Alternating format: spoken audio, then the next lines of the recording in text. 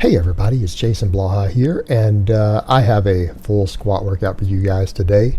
I'm really happy with the way this went. I've just kind of glanced over the footage. I'm really happy with my technique, upper back tightness, all of that.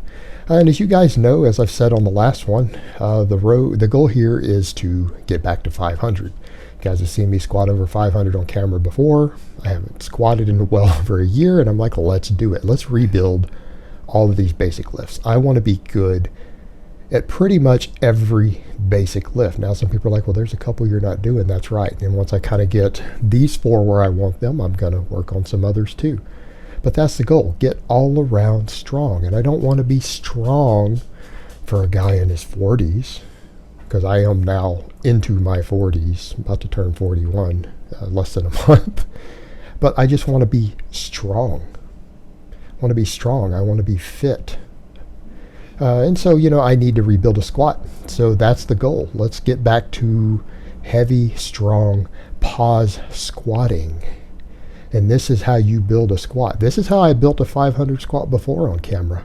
Honestly, this isn't much different to how I built a 600 squat in my 20s. So that being said, let's get back to 500. Now, how do we get back to 500? You can do beltless pause squats until you can do a bunch of work sets with 405. Now, when I say I did 10 sets today, that is not counting this 315. This is still a warm-up. Establishing my baseline, because it's 335 is what I worked with last week on camera. We either did 7 or 8 sets. I have it written down. I lost track. But the goal was to come in and get 10 sets today. I was worried because I've had to shuffle my schedule around for the holidays. I had to train 3 days in a row.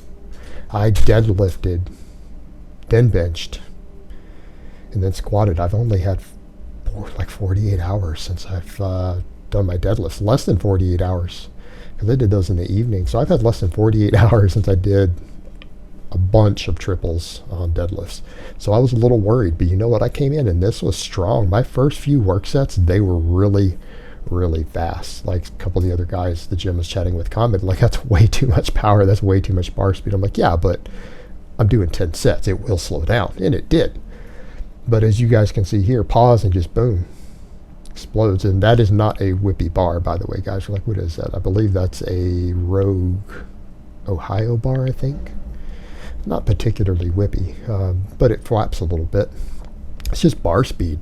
But the goal is we take this 335 and we needed to get it to 405. That's the first step in getting to a 500 raw squat again. Be able to pause, beltless squat 405 for 10 sets of 3, right? That's where I got before, and then I jumped to a 500 squat pretty fast. After doing that, me going and messing with some singles, it took me about 5 weeks to go over 500 from there. So that's kind of a baseline. That's the baseline strength I need to rebuild, and you do that by just throwing this large amounts of volumes of triple at it, giving yourself enough time to recover, rinsing and repeating. But you've got to come in and get the volume in, and you do whatever it takes to get that volume. You say, well, 10 sets, I could be tough, I could fatigue, we'll take longer breaks. Do what you have to do to comfortably get your 10 sets of 3. And then when you can do that, add 5 pounds or 10 pounds, depending upon where you're at in your progression. It works. I'll jump 10 pounds because this was challenging, but it wasn't exhausting. Like, I didn't walk out of this workout exhausted. I didn't do any accessory work because at a certain point I'm like, you know what, I just volume PR'd beltless pause squats. I don't need any accessory work today. I might do some chins and curls today, since because of the holidays I'm not going to be able to train a little bit. So I'll have my downtime. So yeah, I might be able to get away with actually doing some chin-ups today, just to get a little accessory work in. But I'm not concerned with it, because you know what? These big lifts, that's what matters right now. And I got my volume here. One of the other things to really note is, notice I changed hand positions. My elbows are now down. And I'm remessing with that because, as you guys know, I've had shoulder mobility problems, and I admit that and accept that, and I've been working on my shoulder mobility to improve my overhead press, to improve my strict press so that I can actually lock it out. I've been doing shoulder mobility work. That's carrying over into being able to keep my upper back a little tighter on these squats. Now, could my upper back stand to be tighter than it is? Yeah.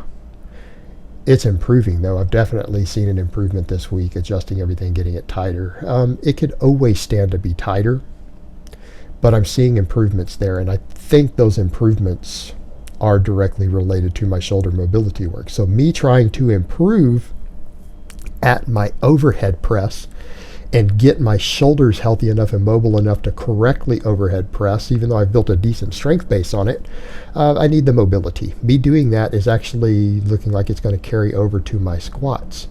That's an interesting thing that we need to think about when we talk about training, and I talk about being well-rounded in your strength. Being able to do all the basic lifts through their full range of motion. That carries over into a lot of other endeavors, and this is a perfect example. I had some shoulder mobility issues that I needed to sort out. Now, as a result of that, sorry, I had to ask that trainer to step aside. She's cool, though. She actually high-fived me after the set. But yeah, she's a good trainer. But as a result of my shoulder mobility needs, me having to work on that to improve my overhead press, it's now making me better at my squat. And that's one of the things you're going to notice. If you have any problems whatsoever with any basic major exercise, any basic major exercise is problematic for you, if you resolve that problem with it and improve it and build a base on that basic exercise, it carries over into other stuff. There's a reason basic exercises are basic exercises. There's a reason we go and set strength standards with certain lifts. That there's actually strength and conditioning standards for those lifts, because those lifts are important for basic athleticism, basic function, basic movement patterns. And if you don't have that, you aren't strong, you aren't fit. And anyone who tries to convince you that they're fit when they can't do basic movement patterns, that they lack the mobility or they lack strength through certain ranges of motion, that they're strong or they're fit, that's bullshit. That is complete bullshit. They are not. They're absolutely not. And so, accordingly, me recognizing that, I better walk the walk if I try to talk the talk. And that's exactly what I'm doing with this. Everything needs to be strong. I can't have weaknesses. And right here is a perfect example. Me working on a weakness is going to carry over with my squat. Me being able to get my hands and shoulders and everything where I want them to get the best upper back tightness, it's directly carrying over.